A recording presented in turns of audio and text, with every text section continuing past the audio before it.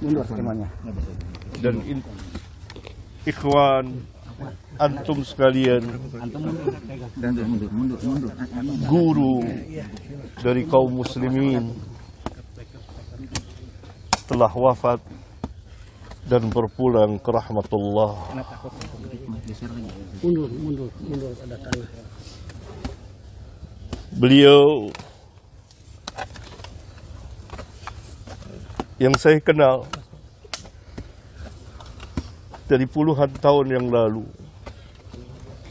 tepatnya pada tahun 83,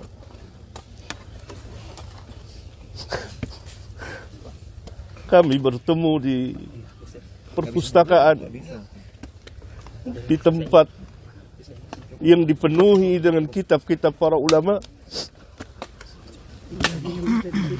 Saya berkenalan karena sejalan dan bercita-cita untuk ad-da'wah ilallah. Maka kami saling berbagi dalam menimba ilmu syar'iyah dan berdakwah apa yang kami mampu. Terus berlangsung sampai pada hari Kamis pekan yang lalu. Saya sempat bertemu, menjenguknya dan berbicara, memberikan kabar gembira. Absyir ya Ustaz, antum telah berbuat apa yang antum telah buat. Apalagi antum selesai menunaikan ibadah haji. Semoga mendapat haji yang mabrur, yang tidak ada balasannya kecuali jannah. Beliau telah menginfakkan umurnya sekian puluh tahun untuk berdakwah ad-da'wah ilallah, dan saya kenal betul dengan lisan dan tulisan.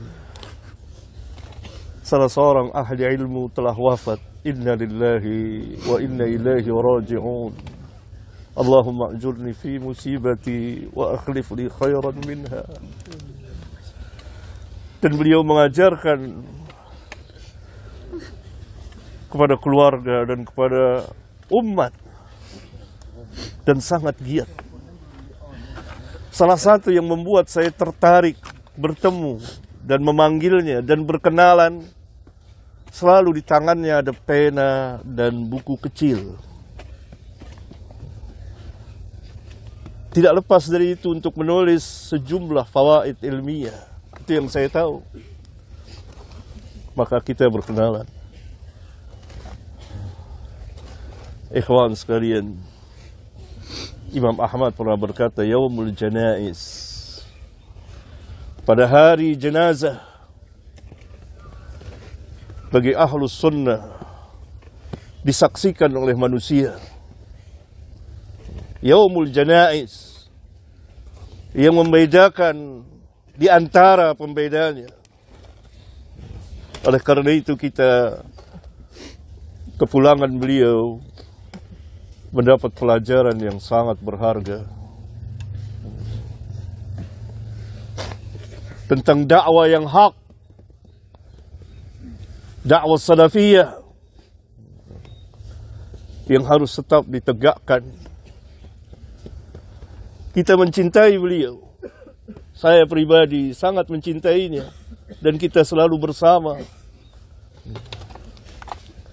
Tetapi tentu kita tidak akan mengatakan sesuatu kecuali yang diredoi oleh Allah Tabaraka wa Ta'ala. Seperti nasihat anak beliau di masjid, tidak boleh gulu. Doa. Bahkan ketika saya terakhir bertemu pekan yang lalu, doain, begitu beliau katakan. Doain. Doa.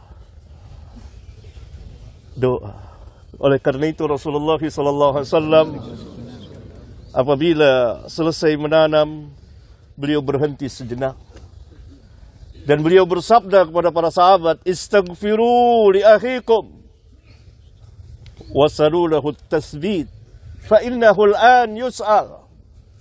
Mohonkanlah ampunan untuk saudaramu dan minta kepada Allah tasbit, keteguhan, kekuatan. Fa innahul an yus'al, karena sekarang dia sedang ditanya. Ini yang kita lakukan, memohonkan ampun, meminta kepada Allah agar beliau mempunyai keteguhan dalam menjawab pertanyaan dua malaikat yang mulia, Munkar dan Nakir. Dan Nabi dalam hadis yang lain, di samping jenazah, beliau menangis, air matanya membasahi tanah. Dan beliau mengatakan, untuk yang seperti inilah, pada hari inilah, kamu mempersiapkan diri. Nabi SAW mengatakan kepada para sahabat, yang Allah jamin jannah. Bagaimana dengan kita? Ini yang kita ambil pelajaran. Dengan penuh kekhusyuan. Jangan teriak-teriak suara berisik. Karena ini ibrah yang sangat dalam. Kita berduka dengan kepulangan Ustadz Yazid rahimahullahu ta'ala. Semoga Allah mengampuninya. Semoga Allah merahmatinya. Semoga Allah memasukkannya ke dalam Jannatul Firdaus. Dan semoga Allah subhanahu wa ta'ala melindungi dari azab kubur dan azab neraka. Dan ilmunya bermanfaat dengan lisan dan tulisan. Utsman bin Affan setiap melewati kubur, berada di kubur, beliau menangis. Dia menyebut kubur, menangis. Ditanya, kenapa engkau menangis ketika disebut kubur atau berada di kubur, dan ketika disebut neraka engkau tidak menangis?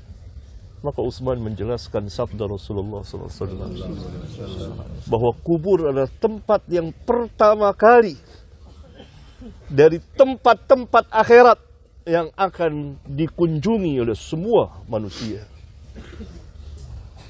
Kalau baik dikubur, selamat dikubur, maka selamat mudah kesananya. Kalau celaka dikubur, maka sulit. Ini dalam hadis sahih riwayat Imam Abu Daud. Semoga Allah subhanahu wa ta'ala melampangkan perjalanan saudara kita ini. Dan kita mendapat pelajaran yang berharga, ikhwan. Pertama, dari dakwah yang hak. Tetaplah berada di dakwah yang hak. Bagi para ustadz, para da'i, tetap mendakwakan dakwah salafiyah. Bagi kaum muslimin, ikuti manhatin. Karena manhat ini manhat yang hak. Manhat para sahabat radhiyallahu anhum ajma'in. Yang kedua, kita mendapat pelajaran kematian. Bahwa semua kita akan seperti, entah kapan waktunya. Tidak ada yang tahu perkara yang gaib.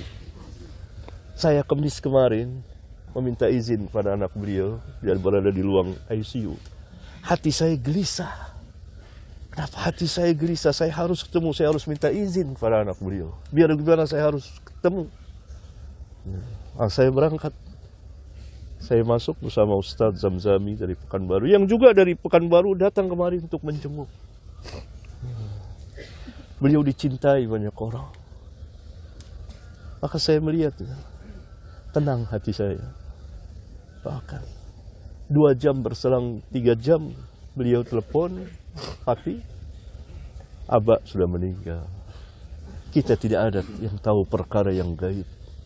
Rahasia Allah. Dan ada hikmah di balik itu. Perjalanan beliau panjang sekali. Berlika-liku. Suka dan duka. Doakan. Semoga Allah menerima amal kebaikan beliau. Menghapuskan kesalahan beliau. Dan beliau menjalani sakit. Yang Nabi SAW mengatakan sakit itu dapat menghapuskan dosa. Semoga bersih ketika beliau wafat.